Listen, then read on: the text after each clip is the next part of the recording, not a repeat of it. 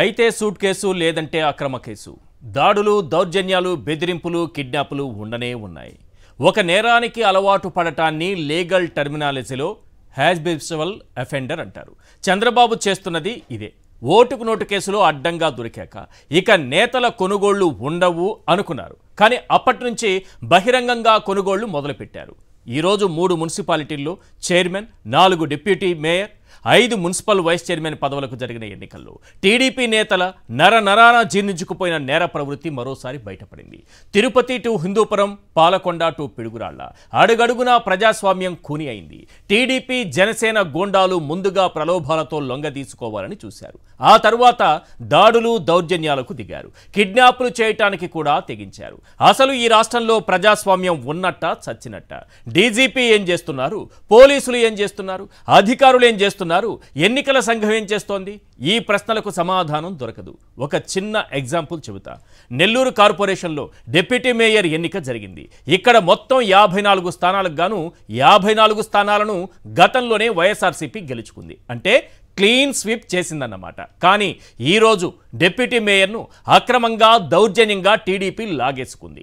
0 స్థానాలున్న party deputy mayor ఎన్నికల్లో గెలిచిందంటేనే వీళ్ళ అరాచకాలు, దాడులు, దౌర్జన్యాలు, ప్రలోభాలు ఏ స్థాయిలో ఉన్నాయో మీరే అర్థం చేసుకోండి.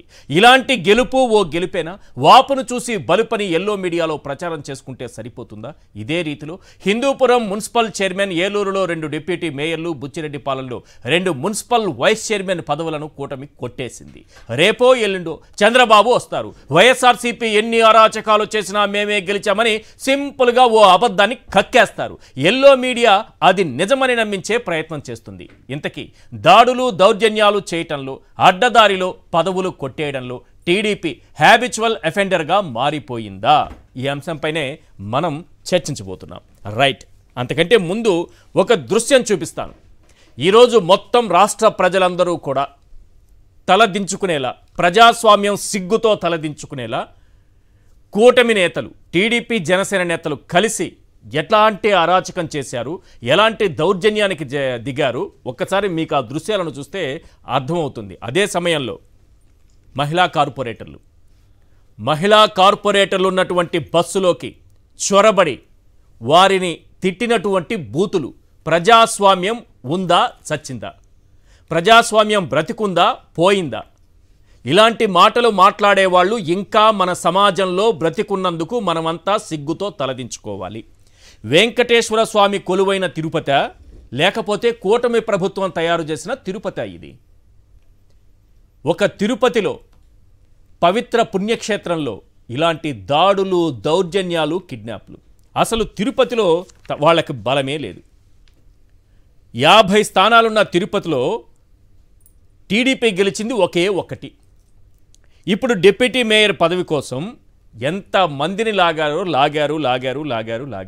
కానీ ఇంకా 8 మంది అవసరమయ్యారు. వీళ్ళ దౌర్జన్యాలకు భయపడి రాత్రంతా ఒక హోటల్లో బస్ చేసి వైఎస్ఆర్సీపీ కార్పొరేటర్లు వెళుతున్నటువంటి బస్సుపైకి జనసేన, టీడీపీ గుండాలు దాడి చేసి ఎమ్మెల్యే ఆరణి శ్రీనివాస్ తనయుడు, అలాగే అనగాని సత్యప్రసాద్, ఇక్కడ మంత్రి, ఇన్ఛార్జ్ మంత్రి, టీడీపీ నాయకులు, గూండాలు, వీళ్ళ కార్యకర్తలు కాదు, అందరూ గూండాలు దాడి చేసి ఆ బస్సులో నుంచి 8 మందిని కిడ్నాప్ చేసి తీసుకెళ్ళిపోయారు. ఇప్పుడు 8 మంది కార్పొరేటర్లు ఏమయ్యారో తెలియదు. ప్రస్తుతానికి కోరం లేక మొత్తం ఎన్నిక వాయిదా పడింది. ఆల్రెడీ 20 మందిని కొనుగోలు చేశారు. మనకు ఎలాగూ అలవాటైన విద్య కదా, హ్యాబిచువల్ అఫెండర్ అని ఎందుకన్నానంటే, మనకు అలవాటైన విద్య ఏంటంటే డబ్బులు పెట్టి కొనుగోలు చేయడం, సంతల్లో పశువుల్లా కొనడం. అడ్డంగా దొరికిపోయాక హైదరాబాద్లో కూడా మళ్ళీ ఇప్పుడు బహిరంగంగా చేయటం. అప్పుడే దొరికిన తర్వాతే కదా 23 మంది ఎమ్మెల్యేలను కొనుగోలు చేశారు. ఇప్పటికీ అదే కొనసాగిస్తున్నారు. పోలీసులు ఉన్నారు, ఎస్పీ ఉన్నారు. పోలీసుల సమక్షంలో, పోలీసుల సాక్షిగా అక్కడ ఈ కిడ్నాపులు జరిగాయి. ఇప్పుడు 8 మంది ఏమైపోయారు? దీనికి సమాధానం పోలీసులు చెప్పాలి, డీజీపీ గారు చెప్పాలి. వీళ్ళు చెప్పరు. కాబట్టి ఏం చేశారంటే, ఇక్కడ వైఎస్ఆర్సీపీ అనుమానాన్ని నేను చెప్తున్నా. వైఎస్ఆర్సీపీ చెబుతున్న దాన్ని బట్టి చూస్తే టీడీపీ, జనసేన, పోలీసులు కొమ్మక్కయ్యి 8 మంది కిడ్నాప్ అవుతుంటే ఈ పోలీసులు ఎందుకు చూస్తూ ఊరుకున్నారన్న దానిపైన అనుమానాలు వస్తున్నాయి. ఇప్పుడు 8 మందితో ఏం చేశారో తెలుసా? ఒక వీడియో రిలీజ్ చేయించారు, మేమంతా క్షేమంగా ఉన్నాము అని. కోర్టు చెప్పింది అర్జెంటుగా రేపు వాళ్ళని ప్రవేశపెట్టమని. పైగా వీళ్ళ స్థాయి టీడీపీ స్థాయి, గూండాల స్థాయి, జనసేన గూండాల స్థాయి ఎలాంటిదంటే ఆ బస్సులో మహిళా కార్పొరేటర్లు ఉన్నారు, గాజులు పగలగొట్టారు. పవిత్ర పుణ్యక్షేత్రంలో మహిళా కార్పొరేటర్ల గాజులు పగలగొట్టిన దుర్మార్గపు చర్యలకు దిగారు.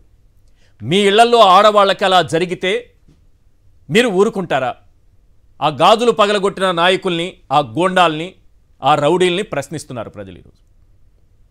మహిళా కార్పొరేటర్లని అయితే ఓపెన్గానే చెప్తున్నా ఇంకో మాట కూడా. వాళ్ళు మాట్లాడినటువంటి మాటలు, వైఎస్ఆర్సీపీ వాళ్ళ దగ్గర ఉన్నదేంటి, మా దగ్గర లేనిదేంటి, అంతవరకే తీసుకోండి. ఇంతకంటే నీచమైన పదాలు మాట్లాడారు. మాట్లాడి 8 మందిని కిడ్నాప్ చేశారు. గాజులు పగలగొడతారా మహిళల్ని పట్టుకుని లాగుతారా? ఇది ప్రజాస్వామ్యమా ఇంకేమన్నానా? చంద్రబాబు నాయుడు గారు, ముఖ్యమంత్రి గారు ఏం చేస్తున్నారు? పవన్ కళ్యాణ్ గారు ఏం చేస్తున్నారు? అసలు హోంశాఖే ఫెయిల్ అయిందని మాట్లాడినటువంటి పవన్ కళ్యాణ్ గారు ఎందుకు సైలెంట్గా ఉన్నారు? ఇప్పుడు ఎక్కడికి వెళ్ళారు? ఆయనకో సోదరుడు ఉన్నాడు, అర్థం పర్థం లేని టవర్ లాగా ఆయన ఎత్తుగా పెరిగాని టవర్ స్టార్ అంటారంట ఆయన్ని. ఆయన ఏదో మాట్లాడుతున్నారు నిన్నంతా. వైఎస్ఆర్సీపీ నేతలు కుక్కలట ఇంకేదో మాట్లాడారు. విశ్వాసం అయ్యా, మనకున్న విశ్వాసం చూపించాల్సింది ప్రజాస్వామ్యాన్ని పరిరక్షించడం దగ్గర, టీడీపీ కార్యాలయం దగ్గర కాదు మనం విశ్వాసం చూపించాల్సింది. ఈరోజు ప్రజాస్వామ్యం అంతలా కూని అయిపోతుంటే మీ విశ్వాసం ఏమైపోయింది? ప్రజాస్వామ్యం పైన మీకు విశ్వాసం ఉందా లేదా? ప్రజాస్వామ్య పరిరక్షణ పైన మీకు విశ్వాసం ఉందా లేదా? మహిళల భద్రత పైన మీకు విశ్వాసం ఉందా లేదా? ప్రజలు ఓట్లేసి గెలిపించిన కార్పొరేటర్ల భద్రత పైన మీకు విశ్వాసం ఉందా లేదా? మీ విశ్వాసాన్ని అక్కడ తాకట్టు పెట్టకండి, ఇక్కడ చూపించండి. ఎంత పెద్ద స్టార్లైనా కావచ్చు, టవర్ స్టార్ ఒకరు కావచ్చు, పవర్ స్టార్ ఒకరు కావచ్చు. సార్ పవన్ కళ్యాణ్ గారు, అయ్యా చంద్రబాబు నాయుడు గారు, మీ పార్టీ నాయకులు గూండాలు చేస్తున్నటువంటి దాడి కళ్ళారా కనిపిస్తోంది. వారు మాట్లాడిన మాటలు అందరూ చెవులారా విన్నారు. పవిత్ర పుణ్యక్షేత్రంలో జరిగినటువంటి దాడి, మహిళా కార్పొరేటర్లపైన జరిగిన దాడి, 8 మందిని కిడ్నాప్ చేశారు. రియాక్ట్ అవ్వండి, ప్రజాస్వామ్యాన్ని పరిరక్షించండి. ఒక్క పోస్ట్ సార్ డిప్యూటీ మేయర్ ఉంటే ఏంటి, ఊడితే ఏంటి? ఇక్కడ బ్రతకాల్సింది ప్రజాస్వామ్యం. వైఎస్ఆర్సీపీకి పోతే వచ్చే నష్టము లేదు, మీ చేతిలోకి ఆ డిప్యూటీ మేయర్ వచ్చినంత మాత్రాన లాభము లేదు. ఇప్పటికెప్పుడు చెప్పుకోవడానికి, రేపు పేపర్లో అచ్చేసుకోవడానికి పనికొస్తుందేమో కానీ ఈ రకమైనటువంటి దౌర్జన్యాలు, దాడులు బరి తెగించి మరి మహిళా కార్పొరేటర్లపైన దాడి చేసే సంస్కృతి మీకు ఎవరు నేర్పారు సార్? డీజీపీ గారు స్పందించాలి, పోలీస్ అధికారులు, జిల్లా ఎస్పీ స్పందించాలి, కలెక్టర్ గారు స్పందించాలి, ముఖ్యమంత్రి గారు స్పందించాలి, పవన్ కళ్యాణ్ గారు స్పందించాలి, నిన్న మైక్ కంటే హైట్గా నిలబడి మాట్లాడినటువంటి జనసేన నాయకులు కూడా స్పందించాలి. కుక్కలుగా బ్రతకాల్సింది మనం ఓ పార్టీ కార్యాలయం దగ్గర కాదు సార్, ప్రజాస్వామ్యం దగ్గర కుక్కలా నేను పనిచేస్తాను, విశ్వాసం ఉన్న కుక్కలా పనిచేస్తాను. జర్నలిస్టులందరూ మీరు కూడా విశ్వాసం ఉన్నవాడిలా పనిచేయండి.